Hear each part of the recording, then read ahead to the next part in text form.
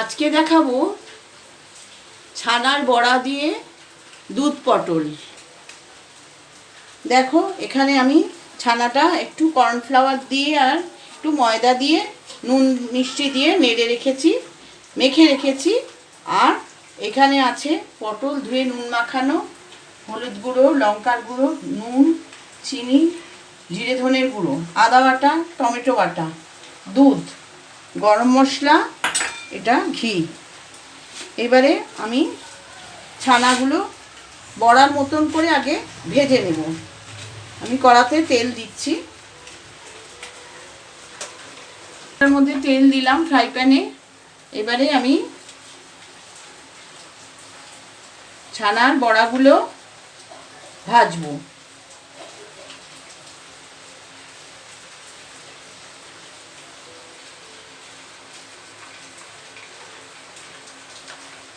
তেলটা আমার আস্তে আস্তে গরম হচ্ছে।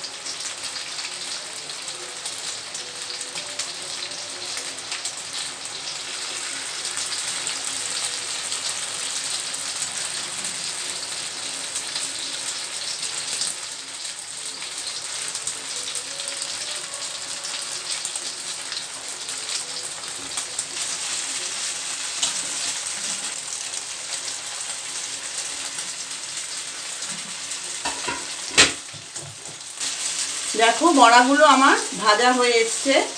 এবারে আমি বড়াগুলো আস্তে আস্তে তুলে নেব। আর এগুলো ভাজা হয়ে গেছে, আমি তুলে নিলাম।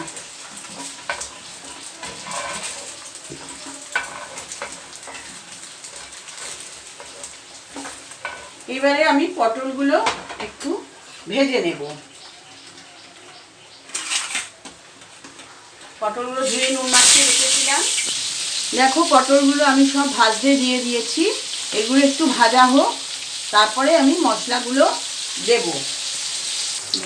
দেখো পটলগুলো আমার ভাজা হয়ে গেছে, আমি তুলে নেব।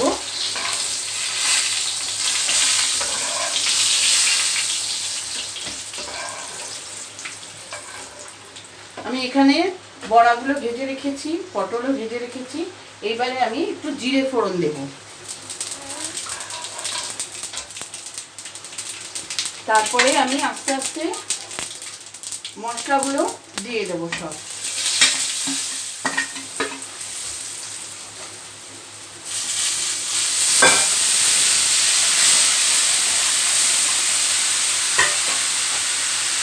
এবারে দেব আদা বাটা, তারপরে দেব একটু টমেটো বাটা। এবারে মশলাটাও আমি পটলগুলো দিয়ে দেব।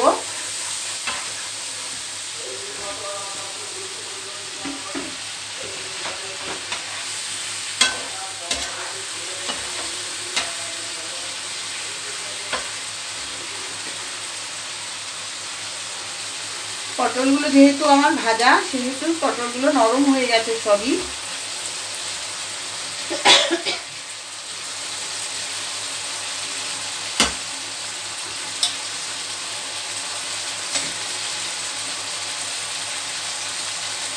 মশলাটা দিয়ে পটলগুলো একটু কষে নিচ্ছি, তাহলে মশলার কাঁচা গন্ধটা আর ছাড়বে না।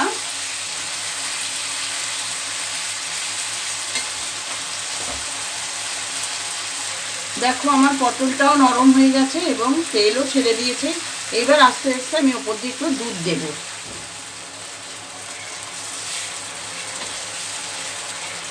দুধ দেবো এবং বড়াগুলোও ছেড়ে দেবো এর মধ্যে।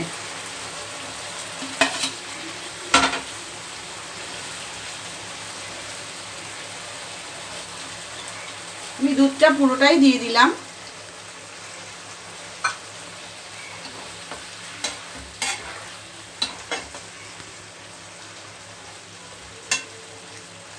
এটা একটা নিরামিষ রান্না, নিরামিষ দিনেও করে খাওয়া যাবে।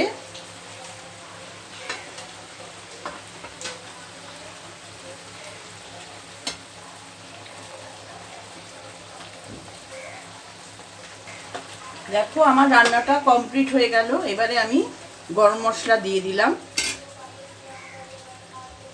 তারপরে একটু ঘি দেব, ঘিটাও দিয়ে দিলাম।